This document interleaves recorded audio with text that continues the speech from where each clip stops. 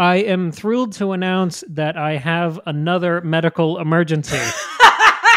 I know it's been a few weeks since I've had something to report, but luckily I took quite a tumble on some rocks and bricks and shit, and I tore open my knee. I wasn't even able to sleep last night because it was painful and smarting and scabbing and ripped open. Cam. Yeah, we're back. The world is just trying to kill you, Mm-hmm. but at least you can watch House of the Dragon. At least I have friends to talk to about the new Game of Thrones. That is true. Speaking of friends. Hold on. I wouldn't go that far. Yeah, so Tristan is back. Maggie's here, of course. And we're talking about House of the Dragon, Episode 2, The Rogue Prince. Mm-hmm. How is everyone? Oh, I'm fine. My knee is not, destroyed like yours. So I'm doing pretty good. My dog bite's almost fully healed. So doing good. I'm fantastic. My sense of balance is incredible. I stay away from dogs. I'm doing great. All in all, honest to God, I'm the healthiest member of this cast right now. I mean, that will always be true. And Maggie mocked me after the fall. She said it was because I was wearing my clown shoes that I fell. You have big chunky shoes. I think you just tripped over yourself. You are partial to a chunky shoe. It was a nice. I've never had a pair of Nikes, but yes, they're a little large. Why don't you sue the Nike Corporation? This video is sponsored by the Nike Corporation. Yeah. Video? That'll Podcast. beef up the Substack. Okay. All right. Speaking of Substack, we have a Substack. Ooh, Substack. Wow. Yeah, Second Breakfast Pod at Substack. We're also on Instagram, TikTok, and Gmail. If you have thoughts about the new episode, we know it's a little rushed going from Sunday night to Tuesday when we have the episode out. So if you have comments about the second episode, even though you're already hearing this, we'll throw them into the next one. Totally. So get in touch with us. Also, our Substack, we have lots of extra stuff on there too. So get on there because it's fun. As sort of a first blush impression, this episode was like my favorite hour of TV in a couple years. Oh, yeah. This episode was killer. Can we just start? Let's just start with the title sequence, can we? Yes, of course. Yes, Because I mean, that's everything. Okay, Cam and I literally screamed. Okay, because last week I was like, my one complaint is that there was no intro, there was no title sequence. I just think that, and I think happened, Cam. I think Mr. HBO himself listened to our episode and said, "You know what? Just for Maggie, I'm going to fix this." Well, no, because you see, they listened to me. They listened to me. You know, they heard you whining. But I made the prediction that we would have it. You just you didn't give them enough time to let it develop. It had to simmer. Of course. So yeah, we got a new title sequence with all new visuals, but the return of the Game of Thrones theme music, which was a pleasant surprise. Like if you had just told me that, I would have been like, well, that's kind of lame. But seeing it unexpectedly, like seeing it happen, I was like, this works perfectly. It cements and emphasizes the the thesis that these shows are sisters. They are part of this, like obviously they're part of the same universe, but they're not, it's not a spin-off in the way that like, I don't know, like Better Call Saul is a spin-off of Breaking Bad. Right. Like that's a great show. Like, but it's very much separate. Exactly. There's some crossover, there's some cameos, but it's separate. This one. Okay. What? I'll push back a little. Okay. A little. My question, and it begs it even more after the title sequence with the shared theme song. Why did this get its own name? Why was it not just Game of Thrones : House of the Dragon? Because it's too long. Because, well, yeah, I mean, okay, it's clunky. I'll give you that. But I mean, we just talked. We spent an entire episode last week talking about how it feels like returning home, right? And there are certain beats that are different, right? I feel like it's a little bit faster paced. It's moving along. The story is progressing at a quicker clip than in Game of Thrones. Probably because the source material is way shorter too. But I mean, that's everyone's watching this because it's supposed to be a return to form, right? So I don't know. Kind of weird to me that they would leave it, the same theme. But I was excited. I was giddy the whole time. Don't get me wrong. Sure. Well, I think that including Game of Thrones in the title, I think then would have pushed it into overkill. I think it's really unnecessary. I think the way that the visual branding is clear enough that it's Game of Thrones. And Like, I think they're relying on the fans to know. Honestly, there's the fact that the last season did a lot of reputational damage to the phrase Game of Thrones. Yeah, totally. So if you say we're going back to a new thing, it's going to be like it used to be, and here's the music to give you those warm fuzzies without the name that'll put your back up. Mm-hmm. Do you guys have more to say about that? Yes. I had something, but Maggie seems very excited. Not about the Game of Thrones I meant about the intro. But about the yeah. So I mean, I say I screamed, not just because like I was excited about the music, but the title sequence is so cool because I mean, the title sequence in the original show is so amazing. Getting to look across the map and seeing where we're going to be in the show, which characters we're going to see, where we're going to explore. When you like unlock a new location, like in a video game, and it pops up in the intro, like that's really cool. This is very different because obviously it's that same sort of design of like this like 3-dimensional model that you're, exploring and kind of zooming through and flying over. But, in the original, it's a map that's showing this like expansive world, like the wide world of Westeros and Essos, and where are we going to be and which characters are we going to see? And it's about like, this it's a really expansive scope. Mm-hmm. Here, instead of that, it's this like twisty, turny journey through this like labyrinth of tunnels. We're totally in Old Valyria, right? That has to be where that is. Yes, it is definitely the like model that Viserys has on his in his study, right?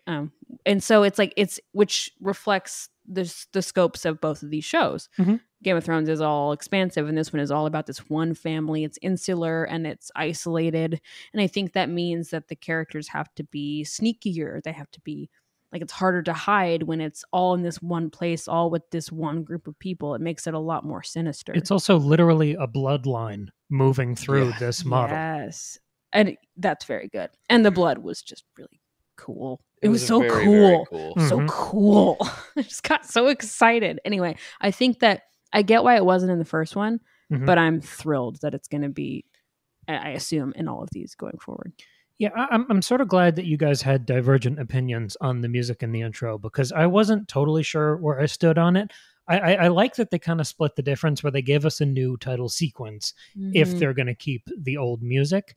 But I took it as sort of an embracing of the challenge because it's a statement of lineage. If you are going to follow in the footsteps of, overall, one of the most beloved, successful shows in the last, since The Sopranos, it's not unusual for genre franchises to reuse signature music. I mean, we've seen that in Harry Potter and Star Wars and all those like classic themes and ditties. But it is unusual for TV. I've seen a lot of that reaction. I mean, Tristan, you made that point too, but I took it as a mark of authenticity. Like, this is set within that continuity. It's in the canon. We are throwing down the gauntlet that we have to bring the heat to live up to the best of Game of Thrones. But it also really, really foregrounds the connection that this show has to Game of Thrones. Because, there are so many moments in this episode that feel like direct references to things that we saw in the previous show. Rhaenyra on the dragon in the Daenerys outfit. The drama about a naughty hand of the king. Seeing the throne room at Dragonstone, which we've literally been in before with different characters. The conversation between Daemon and Corlys and the reference to the Second Sons. We've seen that becomes some sort of organization in Game of Thrones. It felt like they were leaning in. Like, yes, it's a natural choice because we brought back Ramin Djawadi as the series composer, but it also felt like them answering the call.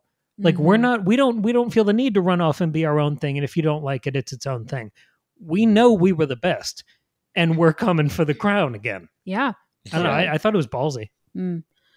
Well, and at the same time, it didn't feel like they were just leaning on that, though. Like, it didn't feel fan servicey at all. Because it would be really easy for them to just, the way that a lot of the like Star Wars spin-offs and prequels and stuff do, of like really leaning on those references or those little Easter eggs to be like, look, see, it's like the original. But like, it doesn't feel like that at all. It feels very intentional. And it's still making its own show with its own really strong characters that don't need to rely on any of that extra stuff, but that extra stuff is what cements it in the world that we're familiar with. I am curious to see what the little gold buttons that rise up. I still don't know what they are. I was looking at them real careful. previously we had the house symbols or sigils, but I couldn't really tell what these were. It was happening so fast. And maybe those are all family sigils too that we just wouldn't know. Oh, you mean in the because these tile are all sequence? dead. Yeah. I was thinking Sorry. about the marble things, but now it's two mysteries. I mean, they're almost interwoven. Yeah. Right? Uh-huh. So that felt like a little gadget, Tristan, almost like a puzzle box thing rising up. In the same way the marbles seem to initiate a council meeting. But I felt like, and I loved the marble mystery thing that you brought to the last episode, and I felt like that evolved here. Still very present. Yeah, I mean, and I was watching at the end when Corlys storms out of the council meeting after the wrong marriage is announced. He does not take his marble with him. Oh. Which is I noticed that too. So, that was like, exactly what I yelled. I yelled that out. I was watching with Alexandra again. I was like, what's he gonna do with it? He's gonna leave it. What a slap in the face. Does that mean like he's not coming back? Like he left his gun and his badge? You know what I mean? Yeah. Well, we also saw those little totems that looked like sigils of different houses during the Kingsguard auditions. Yeah. Oh, like the standards. When Harold Westerling would move them forward like every time someone would come up and kind of state their case. I thought that was cool. That was cool. And, I mean, it's also sort of echoed in the whole dragon egg drama. It's all of these important Symbols. signature little totems. Yeah, totems. Yes. Uh-huh. What does it mean? I don't know, but I like that it's magnifying in every episode. And I like that it's funny. theme. It's funny now that we have ascribed this importance to it despite the lack of any explanation. Like I will follow this until like we probably won't be told the significance until like episode 7. And each time we're gonna have to update on what do we think now? What's the theory with these? Marble Watch. Watch. Gonna be some dumb shit by the end. Yeah. You know what? Yeah. I'm invested. Same. I mean, Cam, you're right. There's an extreme importance to objects and like totems and items. I mean, to be fair, the dragon egg is a living thing. Like it's an unborn baby. The marbles dragon. might be alive. We don't know. That's true. But like, you know, the thing with the dragon egg, it seems that it goes beyond just he stole one of our dragons. It was the symbology of the object and its connection to the dead child. Like there is that there. So I think this interest in the power of objects and even when Alicent mends that one she gives to Viserys. So yeah, that's a running theme, and I'm curious to follow that thread. I want to bounce off something Maggie said a second ago when you were talking about the title sequence and how focused you thought it was on the Targaryen family. I was putting together my notes today, and I had this one good brainwave, which is going to take a minute, so please bear with me. But I think I understand now what this show is. This felt like sort of a touch of perspective. And like everything in my life, I can only understand it through a Shakespearean framework. So if Game of Thrones was a tragedy, and again, Maggie and I watched the pilot a couple weeks ago, and that first scene with the White Walkers, that is a tone setter of everyone you're going to meet after this is screwed. It's doom. It's just downhill from here. So that is a tragedy from the very opening scene. The first scene, the first thing you see in House of the Dragon is a title card orienting the story in a specific time and place with specific characters, which makes this, if Game of Thrones was a Shakespearean tragedy, then this story is a Shakespearean history. If we could compare like Game of Thrones as almost Macbeth to House of the Dragon as sort of Julius Caesar. There are very different interests in the drama, where it's still a twisty, knotted, sort of character-focused drama, and you get all the murders and betrayals, but like we said last week, there's a lot less magic going on. And those events, like we're not seeing all of the incremental, signature moments of Bran's childhood and Sansa going to the Red Keep. We are seeing the singular inflection point moments in a king's reign and his heir's upbringing that will be marked down in history book. Like it's a very different attitude where the plot is following pivotal decisions about almost already announced important characters. It's not like Game of Thrones where we're wondering, well, in season 7, Arya has to do something because we've been following her for 7 years. We know that our main characters are important because they're the king and heir to the king. Yeah, it's just a different framing of a story. Sure. So we're following pivotal decisions and their repercussions. It 100% feels like that. And just the way that the story, I already talked about how it feels like the story is moving at a faster clip than Game of Thrones, but also it feels like these heroes and these figures aren't really struggling so much with the imposter syndrome that that really it was pervasive throughout the earlier seasons of Game of Thrones. Whenever you're following, Jon Snow and Dany, like those being our two main characters, like not knowing how the heck they're going to get from point A to point B in terms of being this weak individual first and seeing this long road ahead to gain power, right? We see from the get-go pretty much every single one of our characters that are essentially POV characters that we're seeing a lot of. They are ready to act, and they have acted, and it's only episode 2. So we are getting these highlights. We don't have to worry about the internal turmoil that a character is going through to determine whether or not they can measure up to these ancient heroes. These are the ancient heroes, and we actually get to see them succeed at the stories that we hear about 200 years later. Yeah. There's very little waffling. I mean, like we talked about before, there's a 6-month time jump in the second episode here. And that would feel very weird in a Game of Thrones context where you have to see the road that people are traveling down. But it feels natural in the context of something like a Shakespearean history. Yeah. This is a story with no fat on it. Like it feels like an intricate jigsaw puzzle piece in the same way like a history book does, where you don't question the hard cuts and the quick pacing because it's supposed to be almost a greatest hits. This feels like a set of very curated memories or events. So each episode becomes like a balance of set pieces and then a couple scenes that are developing future conflicts. And I know if you zoom out, that kind of describes all storytelling. But with Game of Thrones, there were constant tangents and side quests and new locations. For example, following Theon's story, meeting his family, his journey home, what are their customs about becoming king of their little shithole, going to Dorne for a season and a half. Like, in this show, it's all strictly what is relevant to our central Targaryens. The Dragonstone visit did not have any world building. There were no cultural moments. There were no establishing anything. It was just, oh, there's a battle here and there's a bad crab guy. The extended prayer sequence that we get with Rhaenyra and Alicent, it reaffirms their relationship, but it's also strictly necessary as precedent for the betrayal later in the episode. Right. Like there's just no fat on any of these episodes, which is why it feels like we're speeding through the story. Right. Well, and to your point, Tristan, like this new pacing works with what the characters are grappling with, because it's not the imposter syndrome stuff. It's not trying to figure out who they are, what their purpose is, or what they need to do, or what the right thing is to do. It's none of that, like how it is in Game of Thrones. Instead, it's these people who already know who they are and what they want or what they think they want. And so they're moving at that fast pace, I think, matches with what these characters are grappling with versus what our Game of Thrones characters grapple with, which again means this is not just Game of Thrones 2.0. Like, it's more interesting than that. Yeah. And I mean, I think it's simply time to jump into the moment that we've all been thinking about and have all been excited to talk about from the moment that we watched the episode. Everything that we're talking about is leading to the bridge scene. Oh my God. You mean Incest Watch? A standoff of dragons. Yeah. Yeah, exactly.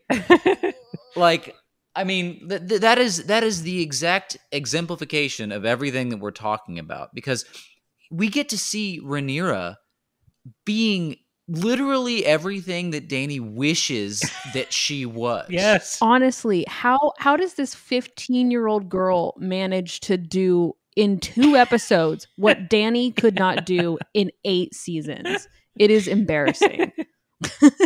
And I love Dany as a character. Yeah, and then the confidence. She just walks through the guards and says, "Mind the dragon. He's protective of me." How badass was that? I know. Like, I didn't need any other convincing that she's the real deal. Seriously, right? And to go toe to toe with Daemon, to go toe to toe with Daemon, and basically just, dick measuring contest beat him at his own game. and get him to sheepishly toss over that dragon egg. It was an incredible moment, and it feels like one of those, like, that is a moment that a song would be written about in Game of Thrones. Totally. You know?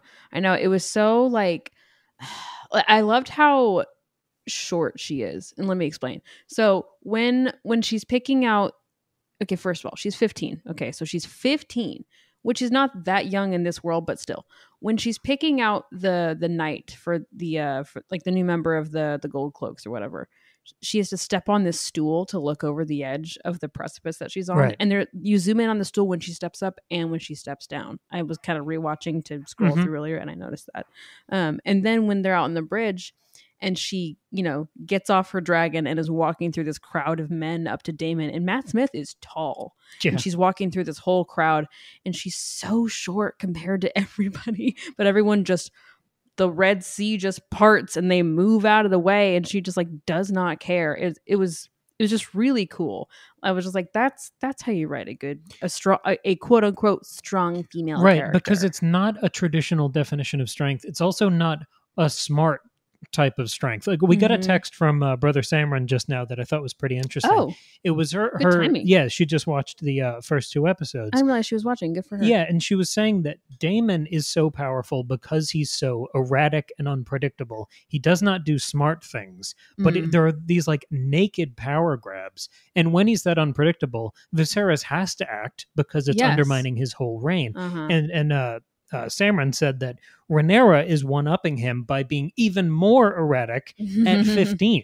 Right. Like, her swooping in there. Like, Tristan, you said, I was looking at this scene through sort of an Incest Watch lens, because it is like weirdly, the dragon introductions were I'll show you mine if you show me yours moment. And there's that intimacy of stealing that particular dragon egg. Yeah. But there's also a long game that Daemon's playing here. This is not his whole move. No. If Daemon marries Rhaenyra, he locks up his claim and neutralizes hers because he can strengthen the family line.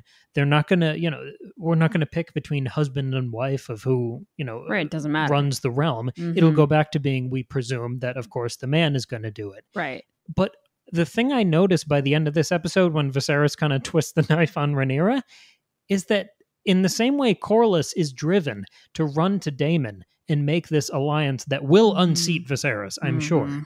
If Rhaenyra goes Team Daemon right now to stick it to her dad, Viserys has like no one. He's got nothing. Alicent, who I don't think is going to be joining the king's court and council. Yeah, it's totally true. I should also say what I think is so great about Rhaenyra, one of the many things, is her emotion. Because I was trying to compare her to, because it's a natural comparison because it's on my mind right now, I was comparing her to TV show Yennefer in the Witcher series, who we have discussed is not a good female character. She's not Yennefer. No. She's a different, that version is just, it's a mess, right? Not only do you have these great, quintessential badass moments with Rhaenyra, which are really good and well done, and she's very good at. You also have this scene of her in the Sept with Alicent having that really vulnerable moment where she's praying and she's like crying with her friend and she's like, grieving over her mom. And then she has that scene with Viserys, which really hurt the second time I watched it because I knew it wasn't genuine. When she's talking to Viserys about missing her mother and them sharing in the grief and like talking about the dad has to move on, they kind of come to this agreement. So you have these like really human moments with her. And she shows like real range of emotion, and she's a whole person. You saw how sweet and vulnerable she was with her mom when she was still alive. And to then also mix it with this, these really strong, really badass characteristics makes her a really well-rounded and fascinating character. Why do you think that it felt, why it didn't feel genuine, the conversation that she had with Viserys? I think, watching it back, I think that by then Viserys had already decided to marry Alicent and not Laena. And so when he's talking to, because he doesn't mention Laena at all in the conversation he has with Rhaenyra. He talks about, missing the mother and talking about how he could never replace her, but he It's his duty to remarry and move on. And you can see that he so desperately wants Rhaenyra's approval, and he wants like her, blessing to remarry so that he can feel better about it. But I think by then he's already decided to move on, or has already decided on Alicent, because he's already had those interactions with her.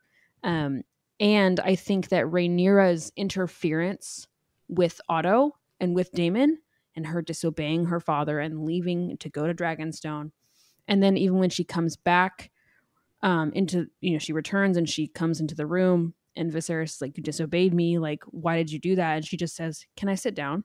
Yeah. And he looks at her like, what the fuck? And he's like so thrown off. I think it was like all of those events culminated, and he decided, okay, I know that marrying Alicent is going to upset my daughter, but I have to just do it anyway, and I'm gonna like make myself feel better by kind of getting her blessing without actually saying what I'm gonna do. Everything he does is so cowardly. I don't know about that. I don't it didn't feel I don't know, it didn't feel deceptive to me whenever he was in there. I think that was a genuine moment between the two of them. I mean, she came into that room after the confrontation with Daemon a stronger individual for having done what she did. So it makes sense that she would sort of be insubordinate a little bit. Whenever he's addressing her. But I think that the thrust of that moment is that there is a real rapport between father and daughter here. He may have had those machinations already of marrying Alicent over Lena, but I mean, can you blame him? Given everything, she's still she's they say she's 12, but she looks like she's about 7. And it's not like Alicent being 15 is that much better, but it is infinitely better than a literal child. And he still afterwards goes and speaks to one of his other council members, I believe, about this, and who I don't remember if it was directly before or directly after his conversation with Rhaenyra, but they talk through it, and he's like, yeah, you really need to marry Lena. That is the only political decision that you can make. But he's still on the fence. He knows what he wants to do and what he has to do. You're the king, right? There's probably not that many people that are going and having a tender moment with you like Alicent has been able to do. Right. So I don't know. I don't think that it was an evil thing. I think it was he's still human. Oh yeah. Well, no, Viserys is really interesting because I agree that there was an element of genuineness in that conversation. I believe they were having a real father-daughter connection, especially talking about Aemma and all of that. I believed that. It was more that I felt that because Viserys is one of, honestly, the more sympathetic and good-natured characters on the show. I think he has good intentions and wants to do the right thing and wants to be a good king and a good father and a good husband and a good brother and all this stuff.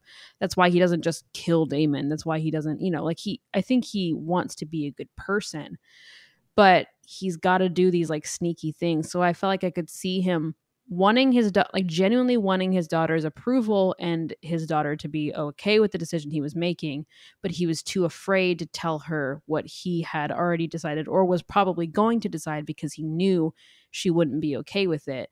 And so he didn't. So her first time hearing it is when he announces it publicly, which is such a shitty thing to do. And so it's this desire to do good mixed with the complications that require him to be nasty. I like this question of honesty and dishonesty because I kind of read it again. I'm glad you guys are splitting the difference. I kind of read it both ways. And I think the narrative serves this with the time jump, specifically building this tension between Rhaenyra and Viserys, because there's a lot of discussion a couple times through this episode of Viserys not being there for Rhaenyra during the quote unquote aftermath which I assume is the mother dying in the previous episode. Yes. And we see her growing more tense and withdrawn. We know there's this festering worry about whether or not she's actually going to be heir. Viserys' advisors keep proposing remarriage to him. But because we don't see that time, because we're skipping all of that immediate raw aftermath, we only see the present distance between them. So those little vignettes we get here, building to that moment of we're not sure if they're being honest, we get an awkward dinner, we get her open disobedience, and then that marriage twist. I felt like it was almost an exit interview when he was talking to her, because I do think he was genuinely reaching out emotionally, but he was also very specifically not bringing up Alicent. Yes. Because I think he wanted to connect with her on an emotional level before this bomb went off. Yes, right. He's trying to have it both ways, which you can't, but that's what he's trying to do. Like, yeah, we have to talk about Paddy Considine again, because I just cannot stop watching Viserys. I think he is... Something I learned from taking, I know this sounds annoying, but something I learned from taking an acting class in grad school is big flex. How hard it is to deliver. Whoa. No, I'm joking. I think that's very cool that you took an acting class. Okay, so there's a moment where Viserys turns around right before he makes the Alicent announcement, and he says, "Good morrow, my lords," which feels like such a contrived Shakespearean sort of line that it's hard to deliver it or even hear it without picture, an old British guy spitting on a stage and screaming to the back of the room. But he delivers these lines in such a realistic way. And that sounds obvious, but the way Paddy Considine speaks these lines, they always feel like thoughts he's having. He feels like a guy dressed up as a king who's uncomfortable in that role. Yes. Compared to the other Targaryens, he's got this flat, shitty hair. He's got this dusty, awful facial hair. He's not heroic. He's not kingly. He's kind of just a guy. And there's a moment when he's talking to Alicent where someone knocks at the door and you see him totally change his posture and his voice and affect that fake sort of Shakespearean king thing. He's leaning into almost the joke of what a king is supposed to act like. There's something so human and pathetic about him. Like Viserys, of all the characters on the show, is almost too relatable. He's the guy who gets killed first in a horror movie, who just freaks out, runs out into the woods, and you just hear the chainsaw going. Yeah. And when the narrative builds him up as facing all of these impossible choices, flailing and floundering and ultimately making a series of wrong decisions, from save the baby to marrying my daughter's best friend. And we see this almost poetic counterpoint to that, where the man is literally rotting. His mask is slipping. We don't see him as much of a king anymore, but we also see his hand in leeches. We see lesions growing on his back. The mask is slipping, and this guy is rotting before our eyes. There are bandages on his hands. His whole facade is falling apart. And if you build in that sort of genuine, heartbreaking, pathetic nature, I do think he was not having an honest conversation with his daughter, but he was genuinely reaching out, because she's the only person in this whole city that he can talk to who isn't trying to sell him something. Well, right. Yeah. That's why he's so interesting for a Game of Thrones king, because he's not a Ned Stark where he's like genuinely good and that's it. But he's not Littlefinger, who is so calculating and you can't trust a single thing he says, because it's all a facade, and a very effective and good facade. This is a poorly constructed mask of what he thinks a king is supposed to be, but his genuineness is coming through, and the mask is falling apart. That's a great way to describe it. He's a king, so he has all this pomp and circumstance. He's not able to openly process the grief he has for his wife. And because his daughter is the only person left alive in his family, he doesn't feel like he can openly talk to her about it, because then he looks weak and she has no one to protect her. The only person he's opened up to about his wife's death is Alicent. Right. And because her mother also died, he feels like, she's almost in this mentor position where she's been through it. She's lived through it. And look at her. She's still alive and strong and put together. So he's almost subjugated himself to her, where it's not like he's choosing her over Rhaenyra. I feel like he's looking to Alicent for a way to survive this incalculable loss. Oh yeah. But of course, Rhaenyra is never going to see it that way. Yes, He's a tragic character. Yeah, and he is, for me, he's probably the most interesting character so far. I like Rhaenyra best as of now, but like given the episode 1 into episode 2, I think he's got a very complicated arc because the Iron Throne continues to have this incredible sense of irony, right? Because every time we see him, it had to be done. Okay. I'm upset at myself for not hitting that low-hanging fruit, but you're welcome, Maggie. Yeah. So no, I mean like because every time he sits down in that throne, he comes away with some other injury, like you were just saying. He's got his hand in a bowl of maggots now. You can literally see there were several shots in the episode that were sure to have his finger that was bandaged like forward in the foreground so that you couldn't miss it.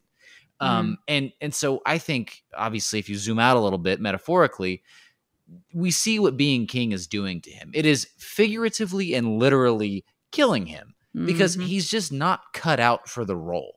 And it's like I said previously, he's the everyman, right? He's trying to make the right decisions, but he also doesn't want to make the wrong ones. And I think cowardice is maybe a step too far.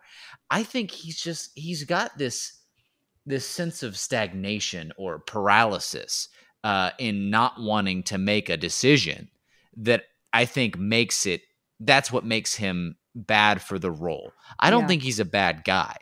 I think that he's a good person put in a shitty situation in the middle of a bunch of ambitious people who want the power that he can't wield correctly. Totally.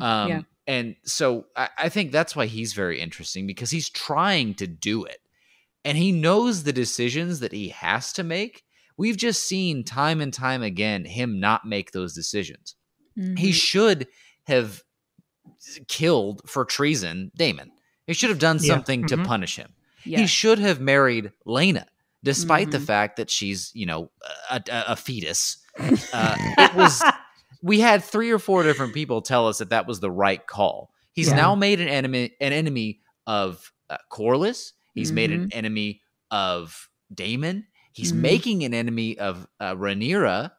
He's very, very quickly running through the people who he could rely on. And he's already bad at making decisions, but they were picking up the slack, I think, is the implication of everything else. And now that they're turning away from him, what is he going to have? Exactly. Alicent. Yeah. Well, exactly. Yeah, I'm glad you guys both brought up Alicent, because I agree that not that Viserys' decision to marry Alicent is good, because she's a child and his daughter's best friend, and it's gross. And, I guess it's better than marrying a fetus, as Tristan said. But, I completely understand the reasoning. She's been really nice to him. She's closer to an adult, and he's connected with her. It makes a lot of sense why, if he's got to marry somebody, that's a pretty good choice for him personally to make. So, but she's got bad nails. Well, there is that. God, so gross. Do we care? Why do we care that she has a nervous habit? Okay, here's what I want to talk about. Is it related to that? It's her creepy relationship with her dad. Oh, all right. I want to talk about. You think it's because of that? I want to talk about Daddy Alicent. So, okay. So obviously, Alicent does not want to marry the king. She's not having a good time. Everything she's been doing with him has been from the order of Otto. We saw that in the first episode where he was like, "Wear your mother's dress," and she was like, "Okay." And I was worried she was ambitious at the beginning too, but it is becoming increasingly clear that is not the case. Exactly. And that scene that we get with her and Otto right before he heads off to Dragonstone was so telling and so uncomfortable. And so I want to know what on earth is going on. Sorry, that TikTok audio? What on earth is going on in the House of Commons? Sorry, but you had a question? I want to know what's going on with Otto and what kind of weird abuse or manipulation or power dynamic is happening with that, because the nail biting is clearly a nervous habit that she has when she feels uncomfortable and when she's not in control. A lot of nail biting is a body focused repetitive behavior, like skin picking and hair pulling. And when you don't feel in control of your life, it's something that you do to kind of seize control and compulsively soothe. So she's doing something there. And I just want to know why, because Rhaenyra is clearly her best friend, and she clearly has a genuine love for and connection with her. And we talked last week, almost a romantic connection with Rhaenyra. And so she doesn't want to betray her in this awful way. So why is she doing what her father tells her? Like, what does she have to gain, or what does she have, like, by doing it, or what does she have to lose by not doing it? I'm curious to find out what kind of creepy crap is going on there. Also, I think Alicent simply needs a Targaryen maggot Manny, and that would really solve all the problems. That would clear everything up for her.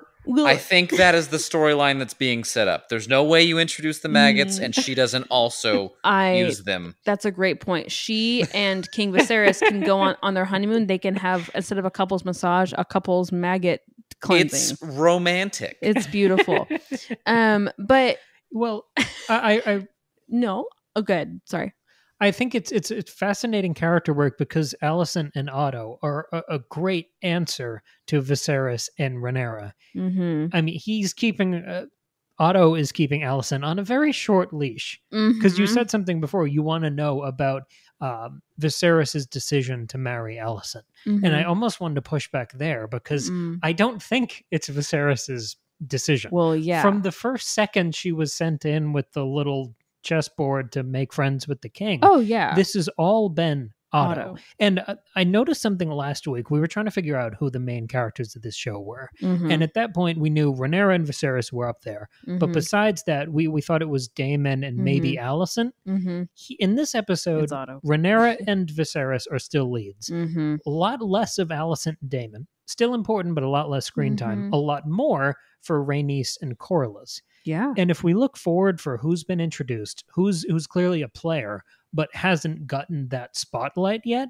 there's only one guy. It's only Otto. Yeah. And where we thought he might just be pressing his advantage of the king is vulnerable and I can get a new advisor in his bed now, I think there might be more than that. He's not just marrying off his daughter with an agreeable match. No. This has to be a larger plan. And the way he dismissed Corlys from that council meeting, how haughty Otto was at the end of this episode, he reminded me so strongly of Tywin. Yeah. I think as we move into this wedding, we are going to see Otto's master plan, and it's going to be brutal. Yeah. Well, and did you notice that, we've talked before, the costumes on this show and Game of Thrones are stunning and very well crafted and very smart and intentional.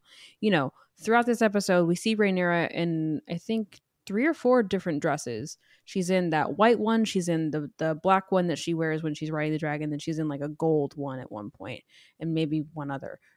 Alicent is in that blue one the entire time. And it is like this very suggestive, lacy, tight sleeves, shoulders. It's a really, really beautiful dress. But regal too, because it's blue. Yes, exactly. And it doesn't look like any other dresses, like any of the other styles that you see, which tells me it's either from somewhere foreign and special and fancy, or it's outdated, meaning it was her mother's. And so that's Otto said that.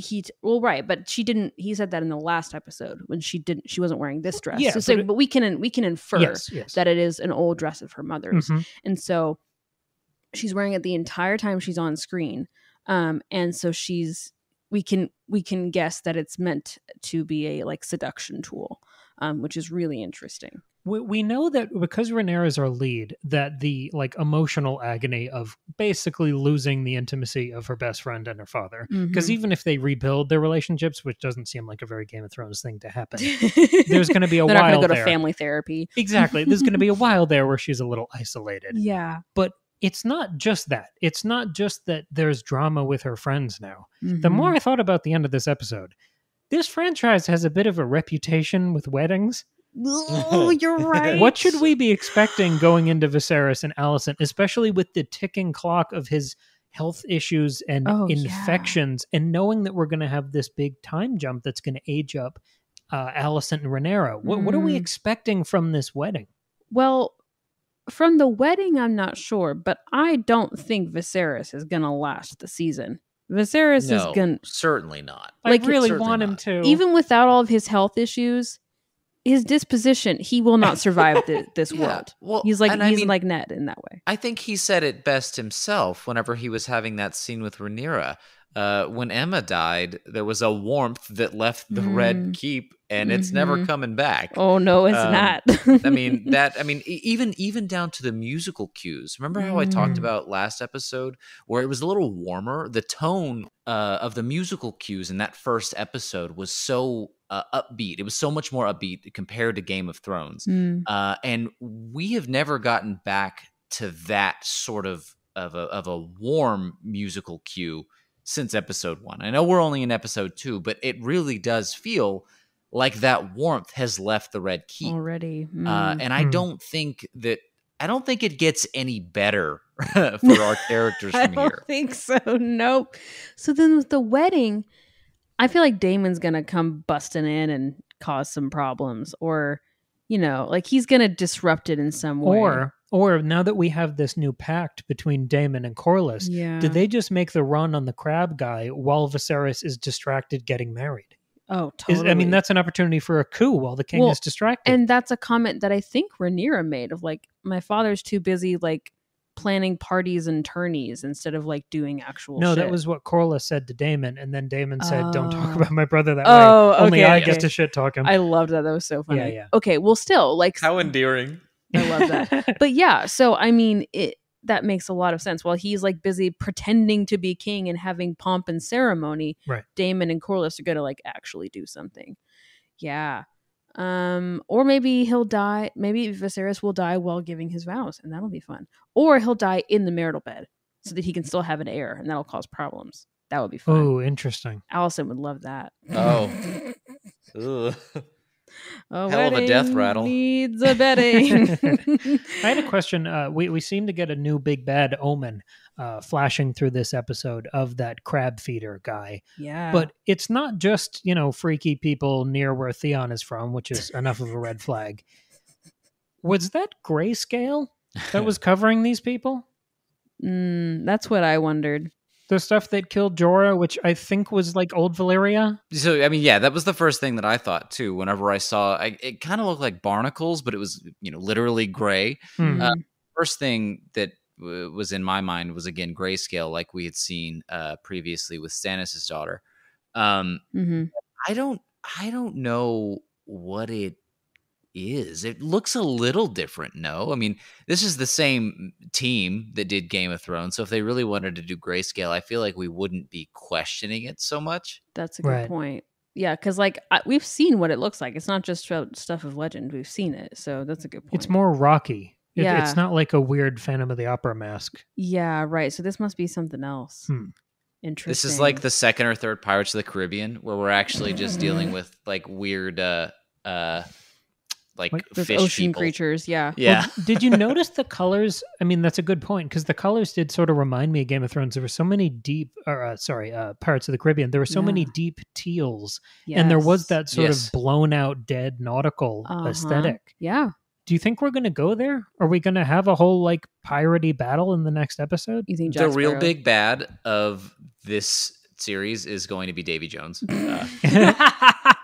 Like, will the crab feeder people, if it is grayscale, which we know is infectious and we know killed off old Valyria, does that become almost the new White Walker thing? See, I don't want them to do that though. I don't want there to be a new zombie allegory. Yeah, we don't need another one of those. And I think this show so far has been too good to do something like that. Okay, so you think it's just a weird like band of pirates with face masks? There's something else going on. I don't think it's I feel like it's a mask. Okay, yeah. Yeah, I feel like I don't know. I mean, it's joyful, but I don't know anything of what's going to happen now. I know there's going to be a wedding and a time jump. I don't know anything else. I also don't know when the time jump is. Exactly, which is kind of fun. Like, do we think it's going to be in the middle of an episode? Ooh. Like, are we going to get another title card with some text on it? I hope so, because I liked that. That might be more natural than us kind of dreading it and eulogizing the young actors for a week. I think that Viserys is certainly dead on the other side of the big time jump. Oh yeah. I think that might be the neat place to clip it and just say this is what happened and leave us with Rhaenyra like at a very vulnerable spot as her father dies or whatever, and then we come back to her, whether or not she's the heir at that point, who knows. But we'll see her having matured a bit and having had to harden herself probably. So who do we think who are our leads after Viserys is dead? Obviously Rhaenyra, but who else? Well, Alicent and Daemon. Yeah. And Otto probably still. Does Otto survive a time jump of 10 years? He's not that if old. Viserys doesn't? I mean, he looks kind of rough. But I mean, if Viserys goes, yeah, then Otto is the de facto king. If Viserys has married Alicent. You know what I'm saying? Okay. So the king father. Exactly.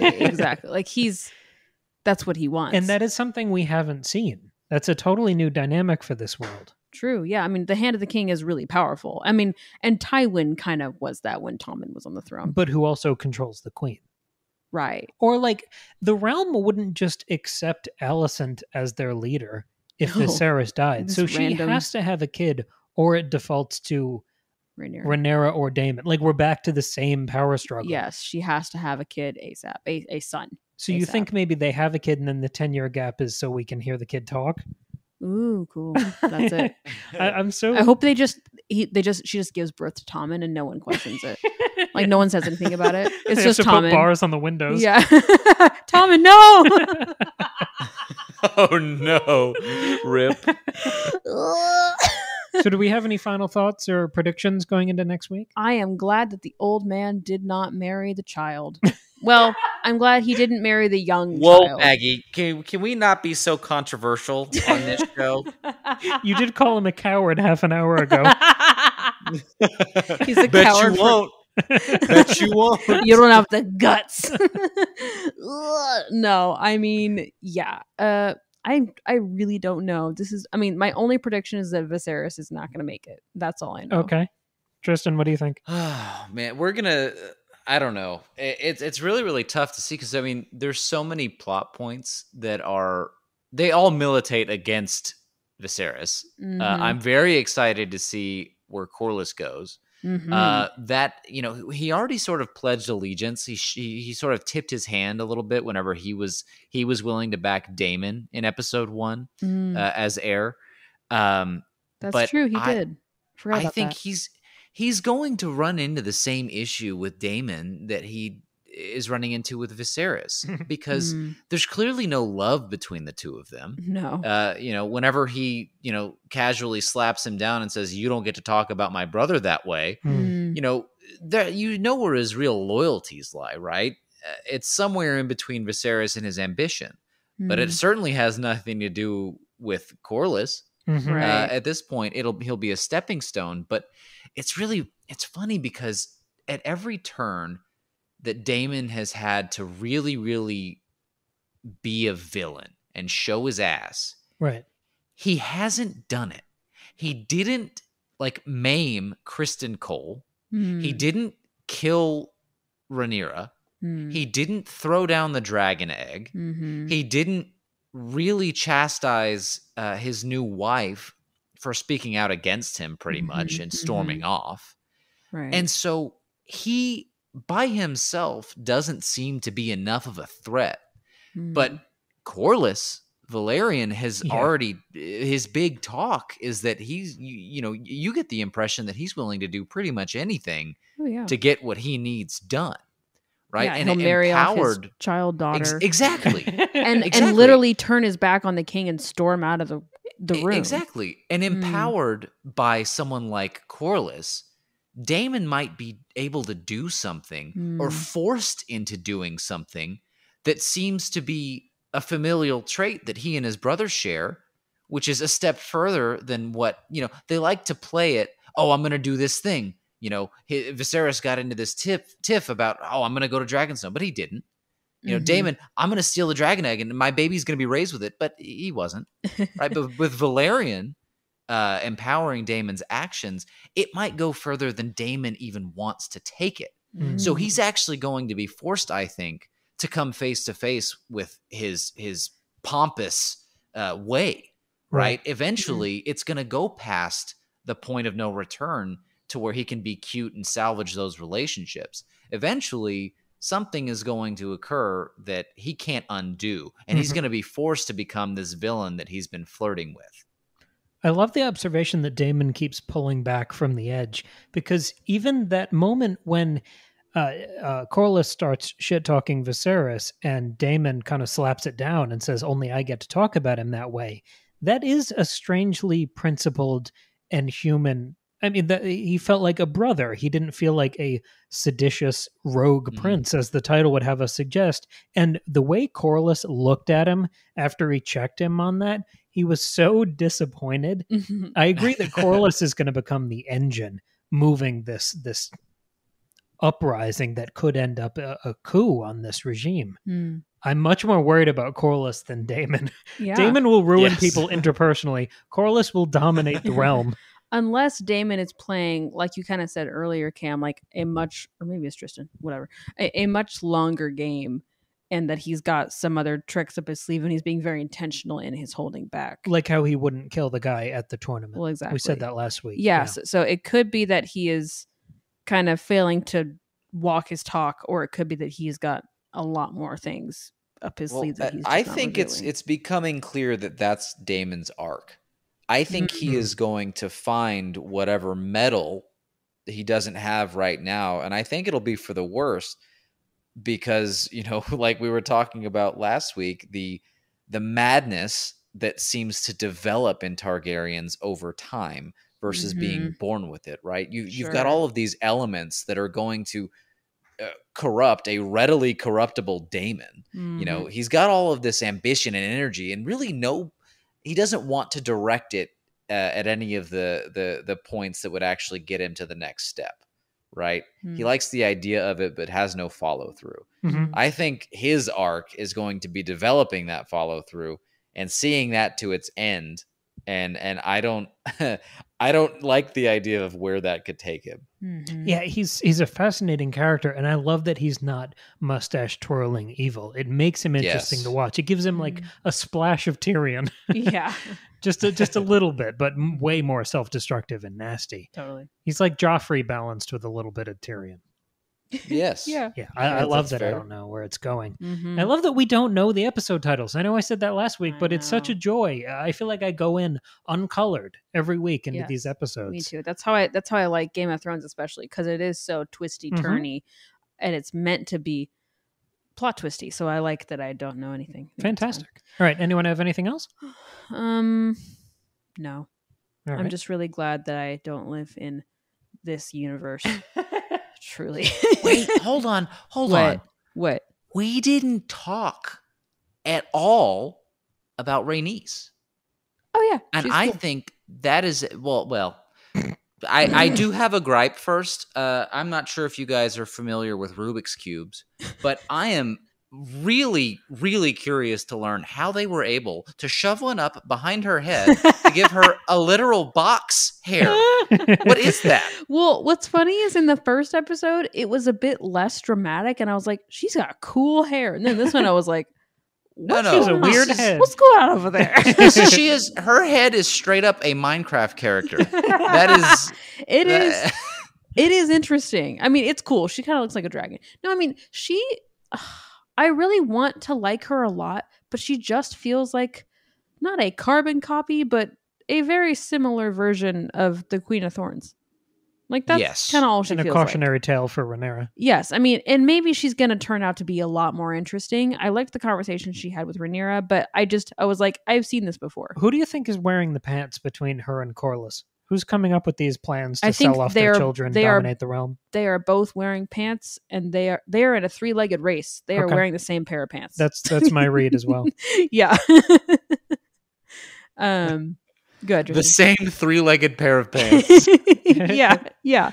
Like, I mean, she's cool, but I don't know.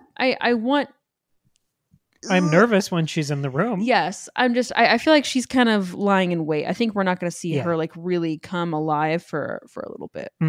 Tristan, what did you think? I don't know. I mean, to your point, right? She does feel a lot like the Queen of Thorns. But to see her again sort of view Rhaenyra as being in the position that she should have been in, right? Claiming the role that she believes is rightfully hers, and being bitter about the fact that, you know, there's this staunch patriarchy that she hasn't been able to overcome in her eyes. And then this 15-year-old brat is just having it all handed to her.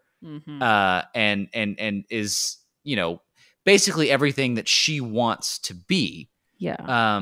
You know, I think she's having a tough time coping with that, but I don't know where it goes because she's cynical, yes, and I don't think she likes Rhaenyra very much, and the feeling is clearly mutual, but I don't feel that threatened by her as of now.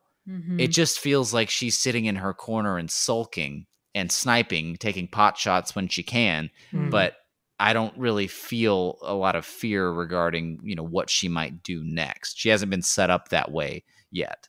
Well, maybe that's why she'll be like interesting. She'll just kind of like pop out when we're not expecting it. But she's going to pop out like a rattlesnake. I feel like the first time we're going to really take notice of her, she's going to do something like poison when Joffrey was, when Joffrey was poisoned at his wedding. But that's what I'm saying. Like, she's just the Queen of Thorns.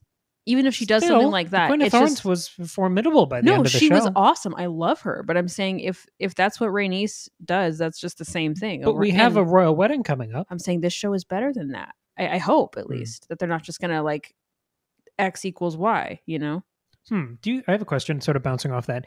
Do you think Corlys is now going to want to marry his daughter off to Daemon?